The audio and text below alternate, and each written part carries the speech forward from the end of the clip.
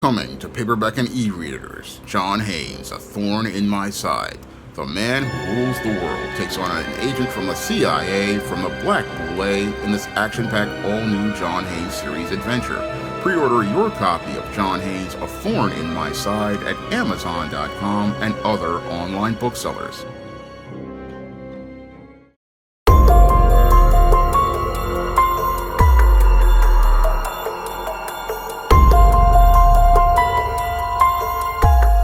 "15 people were killed and 35 others were injured in a terrorist attack that took place in the French Quarter of New Orleans on New Year's Eve.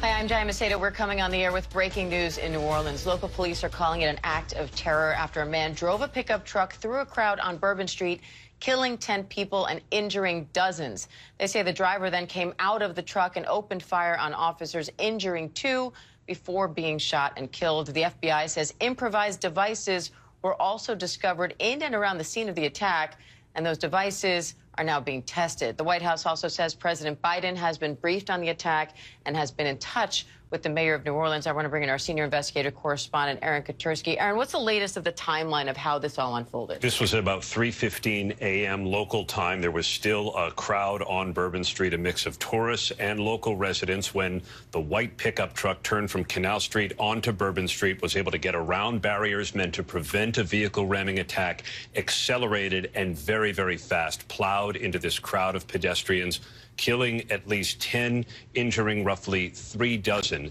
Initially, police responded to the first call for an active shooter because there were gunshots. When the suspect exited the vehicle, he shot at responding New Orleans police officers. 2 officers were struck by gunfire, taken to the hospital in stable condition. In addition, improvised devices were found at the scene. The authorities have since tested them and determined that at least one of them appeared to be a viable device, so it adds a degree of complexity to this evolving situation. Right now, police are scanning the French Quarter using drones, cameras, and other technology to see if there are any additional possible devices. The ones they have found are currently being destroyed. And I want to bring in our Chief Justice correspondent, Pierre Thomas, because, Pierre, the big question when you think about a day like New Year's Eve, when you know Bourbon Street is going to be heaving full of people, is how does something like this happen? How does a truck even get close enough for this attack to unfold? Well, the police superintendent said that the suspect was able to get around the barriers. Now, that is a flaw, obviously, that you cannot have in a situation like this. And, Diane, to emphasize what's going on here, the FBI has taken the lead in this case. They are now investigating this as an act of terrorism. That's official statement from the FBI. They are very concerned about the circumstances around this, the fact that the suspect had a weapon, the fact that they found at least one viable explosive device, that this was clearly an intentional act. I'm being told by multiple sources that they're looking at the possibility that the suspect may have come into the country recently. Again, very fluid situation. They're also looking at the potential for any kind of ties to ISIS. Again, it's very early in the investigation. Nothing has been finalized, but this is being treated as the highest priority right now. The Attorney General has been briefed. President of the United States has been briefed about this. The FBI director directly involved in this case as well. Again, so many people injured, at least 10 dead and 20 plus people injured. Again, law enforcement officials have been on a high alert really since October of 2023 after the attack, horrific attack in Israel. And the FBI director and his counterparts have been warning month after month that we are in a heightened environment where virtually every sector of terrorism was on fire, the potential for acts of violence. So this now codifies what we've seen from earlier this summer with 2 attacks on former President Trump, then candidate Trump. Now we have a situation where the FBI is looking at this as a potential act of terrorism.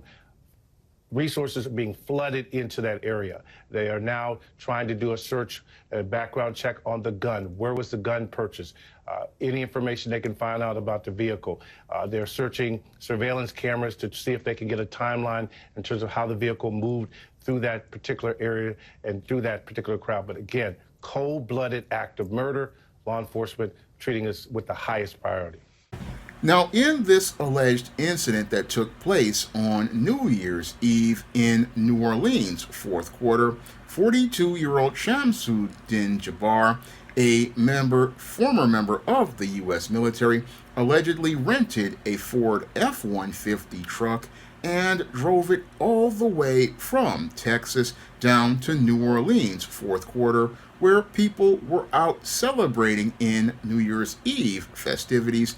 And as people were celebrating these New Year's Eve festivities, this is where Shamsuddin Jabbar allegedly looked to participate in an act of terrorism by driving this rented vehicle through the crowd in New Orleans, and this led to 15 people winding up losing their lives and 35 others being injured as he drove the truck through the crowd of New Year's revelers and eventually wound up crashing this truck.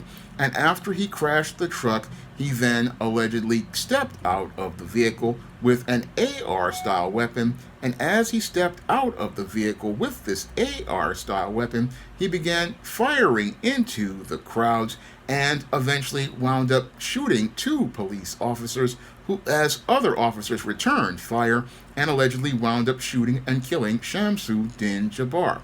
Now, after Shamsuddin Jabbar had been shot, evidence of him supporting the Islamic State terrorist organization was found in the vehicle, when an Islamic State flag was found in the vehicle, and several videos he posted on social media were found to be posted online previously before he participated in this terror attack.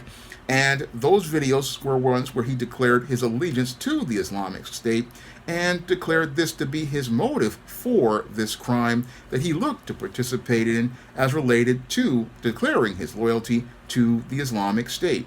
Now, the FBI and the New Orleans Police Department are investigating this case and see it as an isolated incident. However, when I take a critical examination of the alleged behavior of Shamsuddin Jabbar, it definitely fits that pattern and profile for beta males that I talk about in my book, The Man Crisis. And it's clear to me that Shamsuddin Jabbar definitely was a man in crisis, an American citizen who was in crisis due to him having an inability to make relationships work as related to marriage.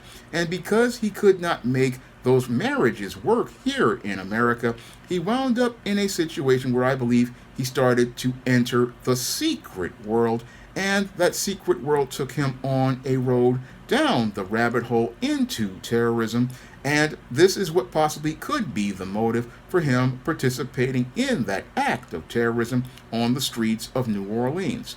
Now, according to reports, Shamsuddin Jabbar was an American citizen who was a member of our U.S. military, and as a member of the U.S. military, he had a background in information technology, and as he had this background in information technology, he basically got involved with a lot of information online, and as he got involved with this information online, sadly what happened was he wound up, as his marriages wound up deteriorating, and he wound up getting married and divorced multiple times. This is where Shamsuddin Jabbar started to go down several rabbit holes as related to the internet and internet misinformation. And as he went down these rabbit holes as related to misinformation to cope with his anger regarding the divorces that he had with his wives, this possibly was what led to him going down the road to believing in the rhetoric of the Islamic State and the narratives of the Islamic State as related to terrorism. Now, when it came to Shamsuddin Jabbar, again, this was an American citizen who was a member of our U.S. military from about 2007 to 2020, and he had served in Afghanistan and basically had been in good service for our military, and had basically, after serving the military, took a job in information technology. And as he took this job in information technology and was making $125,000 a year, he wound up seeing much of his income being eaten away by the court orders for child support from the family courts to maintain the lifestyle of the children by multiple wives.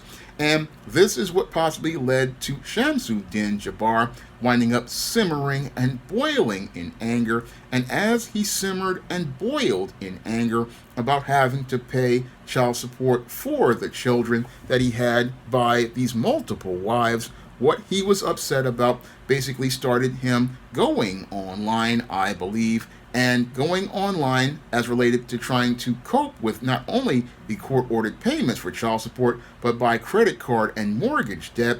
All of this was looking for him to find a scapegoat to blame, and as he looked for that scapegoat to blame online for the sad state of his life, what happened with Shamsu bin Jabbar is he basically went down the rabbit hole as related to these radical websites as related to the whole ISIL and Islamic State, and I believe that's basically what led to Shamsu bin Jabbar going from being a man who was struggling with problems to going to be a man in crisis. Because as Shamsuddin Jabbar went down the rabbit hole to these radical websites, he went from being a dedicated American citizen who was dedicated to the U.S. military to buying into a lot of these conspiracy theories that were placed online on these Islamic websites, which feature all of these radical rhetoric. And as he was on these websites, basically listening to all of this rhetoric, and what he was doing was basically being indoctrinated and radicalized by this misinformation.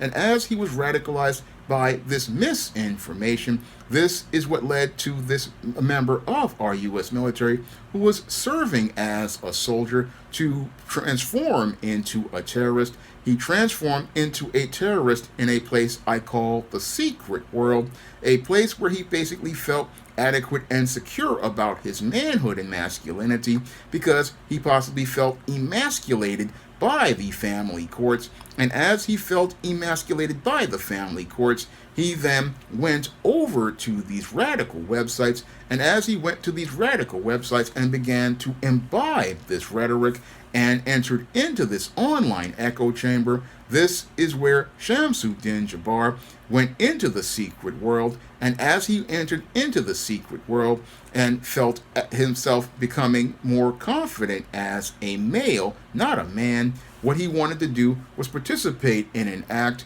which he believed would allow him to be able to reclaim his power as a man. And since he believed he could not reclaim his power as a man, as a soldier in the U.S. military, what happened with Shamsuddin bin Jabbar, I believe, is he looked to become a terrorist and looked to become a part of the Islamic State, believing that the Islamic State would allow him to reclaim his masculinity and his manhood and be able to participate in an act that would allow him to be able to be the man that he thought he would be seen as a hero. This is what I believe possibly motivated Shamsuddin Jabbar to participate in this act of terrorism, where he allegedly rented this truck in Texas and basically looked to implement this whole plan on New Year's Eve, because when it came to this plan, he originally had a plan to go after his family, but what he feared was that he would be seen as the villain of the story.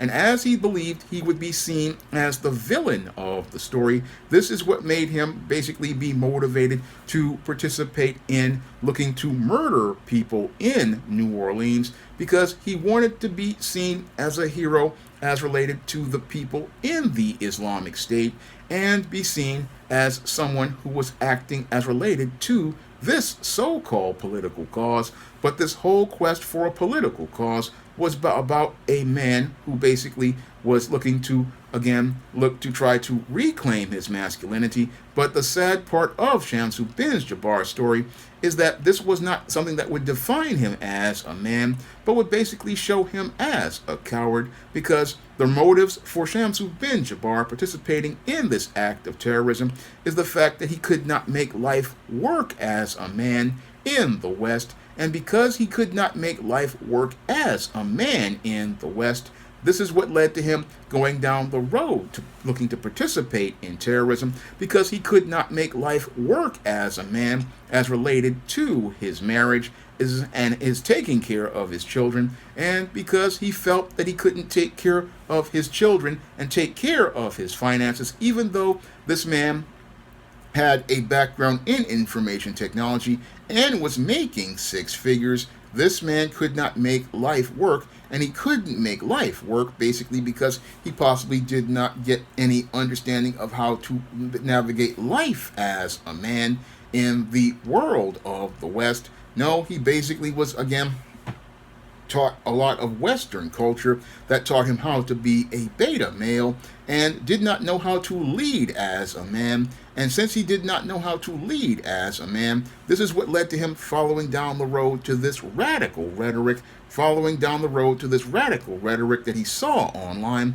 And as he saw this rhetoric online, he saw this as a way to get a scapegoat as related to him not being able to make life work for himself as a man, and then looked to go out here and participate in this act of terrorism that he basically came up with in the secret world, came up with all of this stuff in the secret world, because in addition to having that AR-style weapon, he also had improvised explosive devices. So he was looking to go out here and participate in a lot of carnage in a little bit of time with this act of terrorism.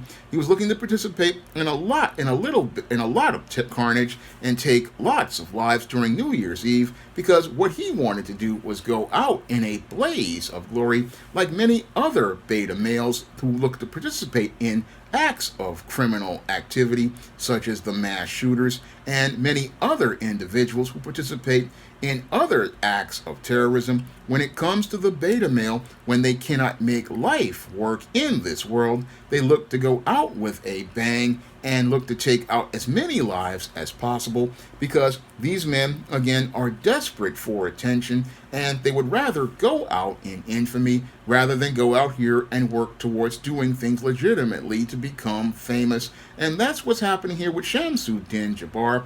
He was a very angry and frustrated man who had gone out here and again gotten great success in the military, got great success as related to working in IT, but sadly did not have the male life skills or male survival skills in order to navigate life. And because he did not know how to navigate life as related to being able to lead a marriage or manage finances, this was the foundation of all of his frustration and all of his anger, and all of that frustration and anger led to him again going down this rabbit hole of the whole thing as related to the Islamic State, and again going down a rabbit hole that was basically enabled by search engines and these algorithms, which basically go out here and enable individuals like this. And this is why I say Google has to do something about these algorithms, because what it's doing is fueling many of these types of terrorists and other mass shooters. Many of these terrorists and mass shooters, what they do when they are frustrated about the state of their lives is go searching for this misinformation. And as they go searching for this misinformation, what they do is go out here and imbibe this misinformation, looking for more and more of the same misinformation. This creates an echo chamber for these individuals, and as it creates the echo chamber, it makes it where these individuals believe that they are justified in participating in this kind of violence. Because when I look at Shamsuddin Jabbar, the pattern for him is no different than the pattern that I saw with Ethan Crumbley, the same pattern I saw with Peyton Gendron, the same pattern I saw recently with the young woman who wound up shooting up a school. I mean, I just see this pattern forming. Again, her name was Natalie Rupp now. I mean, I see a pattern of individuals who basically are entering into an online echo chamber enabled by algorithms and social media, where they basically just sit there and listen to the same information over and over again because it justifies their talking points.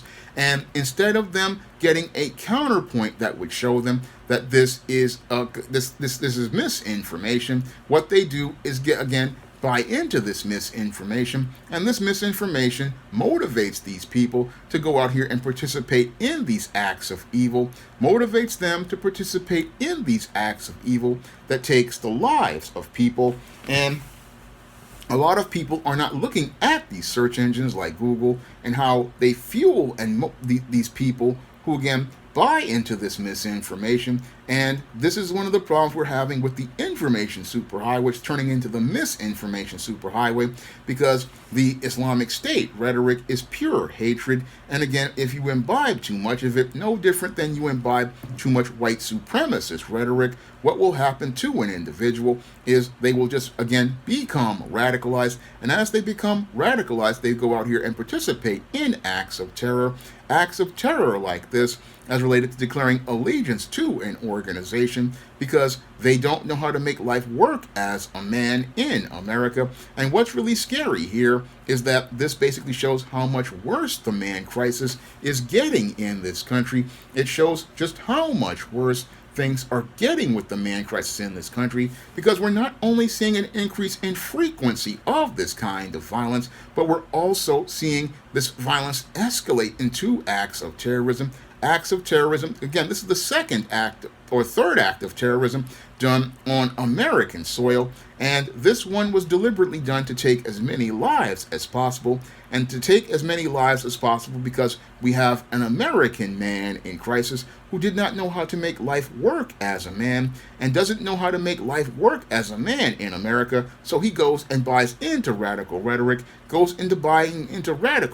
because there's been no foundation to teach this man how the role of a man in God's order, the role of a man as a leader and a head, or investment in this man. No, this man basically, again, was a guy who was on the road to being a man in crisis, because way before the divorces, way before the debts, this man was never given that foundation of male life skills or male survival skills, and this is why he went out here looking to destroy the world around him. And you'll have many people want to go out here and talk about, again, a gun issue. This was not a gun issue. And again, when I this proves a point that I've made in many videos, where I said if you even have gun control laws, what will happen is these beta males will take anything and use it as a weapon.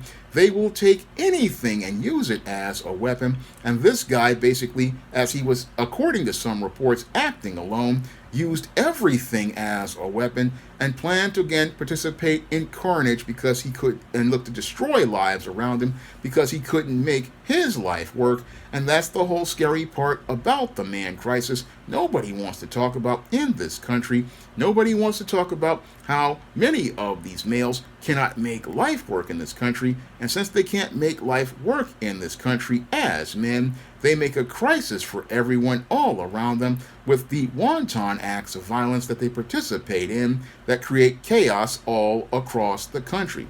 Now, if you want to learn to identify the behaviors of a beta male and the pattern of violent behavior of beta males to avoid this type of individual, or possibly help a member in your family break out of this beta male paradigm, you can pick up my book, The Man Crisis, on Amazon.com in paperback and Kindle format. You can also find The Man Crisis at other online booksellers like Draft the Digital, Google Play, Barnes & Noble, and big box retailers like Walmart and Target.